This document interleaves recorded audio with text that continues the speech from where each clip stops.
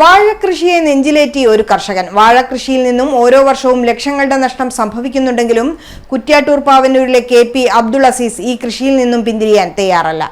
ഇക്കുറിയും 1000-ഓളം വാഴകളുടെ കൃഷി നടത്താനുള്ള മുന്നൊരുക്കത്തിൽ തന്നെയാണ് ഈ കർഷകൻ. വാഴകൃഷി നഷ്ടമാണെങ്കിലും കുറ്റ്യാട്ടൂർ പാവന്നൂരിലെ കെ.പി. അബ്ദുൾ അസീസ് എന്ന വാഴ കർഷകൻ കൃഷിയിൽ നിന്നും പിന്തിരിയാൻ തയ്യാറല്ല.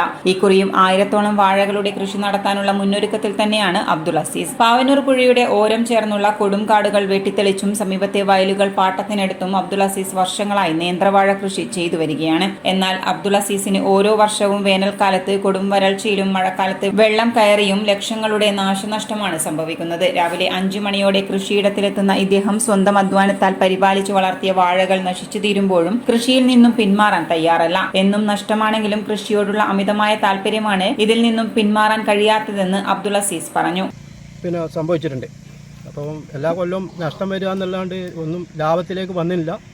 അപ്പം ലാഭത്തിലേക്ക് വരണമെന്നുള്ള ഉദ്ദേശത്തിൽ കൃഷി വേക്കോട്ടേക്ക് പോകുന്നില്ല എന്നുള്ള കാഴ്ചപ്പാടിൽ തന്നെയാണ് കൃഷി ഇറക്കാൻ ഉദ്ദേശിച്ചിട്ടുള്ളത്.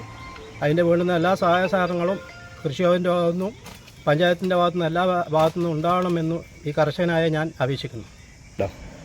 നഷ്ടപരിഹാരം പിന്നെ 2 കൊല്ലം പിന്നെ അത്ര കുറച്ച് പൈസ പിന്നെ നഷ്ടം സംഭവിച്ചെന്ന് കിട്ടിയിട്ടുണ്ട്. പക്ഷേ വേണ്ടത്തക്ക വിധത്തിലുള്ള നഷ്ടപരിഹാരം ഇതുവരെ കിട്ടിയിട്ടില്ല. അത് ഇനിയും കിട്ടുമെന്ന് പ്രതീക്ഷിച്ചുകൊണ്ടാണ് കൃഷി ഇറക്കാൻ ഉദ്ദേശിച്ചിട്ടുള്ളത്. ഇത്തവണ പാവന്നൂർ കടവിന് സമീപം കാടുകൾ വെട്ടിത്തെളിച്ച് കൃഷി ആരംഭിച്ചു. കൂടുതൽ കൃഷി നടത്താനുള്ള വാഴ കന്നുകളും ശേഖരിച്ചു കഴിഞ്ഞു.